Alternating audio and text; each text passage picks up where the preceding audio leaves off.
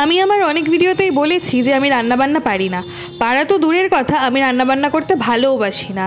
এই যেমন করোনাকালে লকডাউনের সময় আমি বাড়িতে টুকটাক রান্না করেছি বলতে বাইরের খাবার খাওয়ার খুব ক্রেভিংস উঠতো, আমি বাইরে যেতে পারতাম না। স্বাভাবিকভাবেই বাড়িতে আমি রান্না করার চেষ্টা করতাম।